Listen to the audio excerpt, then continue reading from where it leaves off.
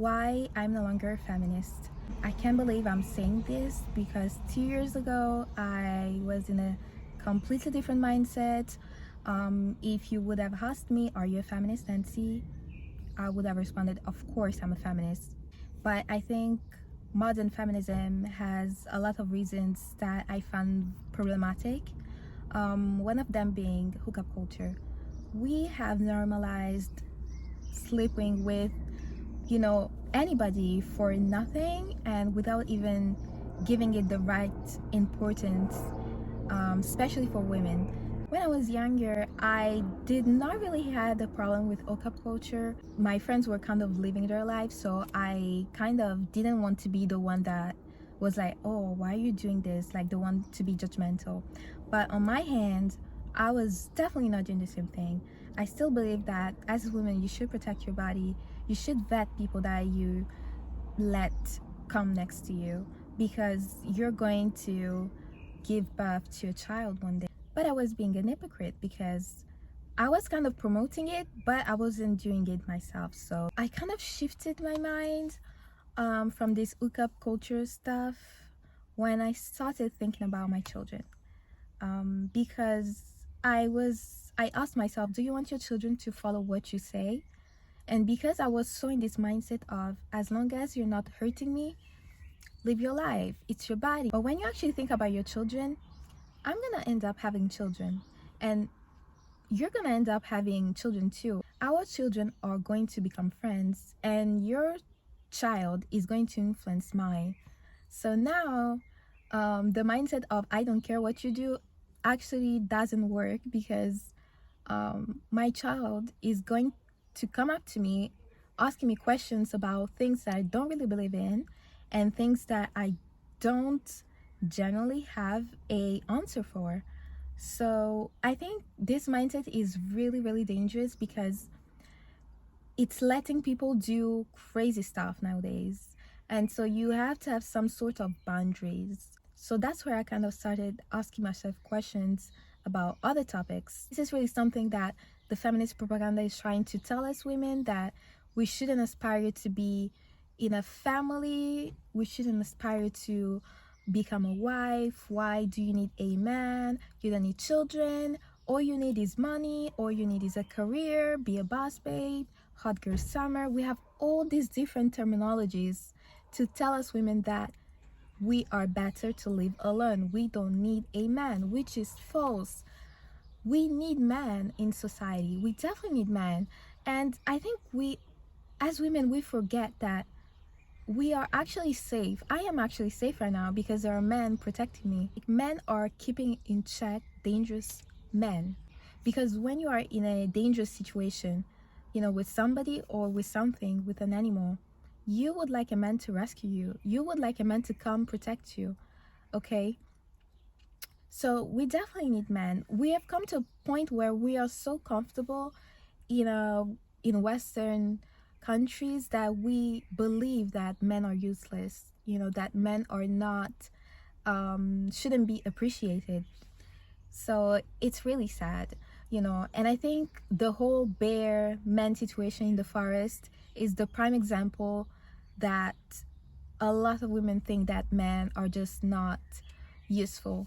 Feminists try to make men soft and to make women strong. They're basically trying to make men become women and women become men, which is problematic. Men have this natural instinct of protecting who they love, okay? So you cannot tell a man to stop being protective, to not wanting to provide for their family, to be emotional, to be emotionally intelligent, or all these other words we have to tell men basically to be soft.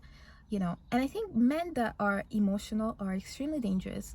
When you look at, for example, prison, those men there locked up are emotional men because they were not able to control their emotions. And we tell women to become men: be dominant, be aggressive, be a boss babe, be a career woman, do 50-50 with your man. All this stuff, gender roles are not important. You can do whatever a man can do and vice versa. No, We are different. A man is a man and a woman is a woman. Women are more emotional. We are nurturing. We're mothers. And men are the protectors, the providers. I also have a problem with the way toxicity and baby mamas has been normalized. The other day, I saw a girl basically saying that we should clap to her because she's not a baby mama. And I was extremely shocked. Like, women's standards are this low today. That's the bare minimum. Why would you lay down with a man who hasn't given you any type of commitment? You know, I think women don't realize that the biggest gift you can give a man is a child. And women are giving it to men who are not worth it, men who didn't even give them a commitment, because we have convinced the women that their womb is not important, children are important. If you feel happy in that moment, it's okay. No, that's not how you vet somebody, because people can lie, because people can make you believe certain things. So I think we should really give children the importance they deserve. I don't understand. People are scared to get married nowadays, but they don't mind having children with people they don't even know, which they are going to be connected for the rest of their life. That's crazy to me. You can divorce somebody if you guys don't get along anymore. You sign a paper and that's all, you know, if you don't have children, of course. But if you have a child with somebody, you're going to deal with that person forever. We are kind of doing everything by the end. Like, their normal order is you get to know a man, you start dating, he commits to you, you commit to him, you get married, and you have children. Nowadays, it's all, on the opposite. You know the guy, you have a child, then maybe he's gonna commit to you, and then maybe you're going to get married. Like, and it's really sad because when you look at the rise of single motherhood, you're actually seeing that men are not committing to the women they are having children with. For men, sleeping with you is their objective. If you let them do it without any effort and any commitment, they're not gonna see you. I mean, they're not gonna give you the value you deserve afterwards, because that was easy. Like, men like challenge, men like to work for what they want. Also, the toxicity. This is something really, really important, because somebody told me that they need toxic traits in a relationship. Otherwise, it's going to be boring and they're going to feel like that the relationship is really static. And I was shocked because we've come to a point that everyone is so traumatized. Everyone has daddy issues and mommy issues, to the point where we think that toxic traits are attractive and normal. They are not. Like, people are actually connecting through trauma. That's why I have a really hard time understanding when Black people, for example, tell me I would like to be with a Black woman or Black man, because they would understand my struggles, they would know what I go through. To me, it's really weird, because why would that be one of the reasons why you want to be with a Black person?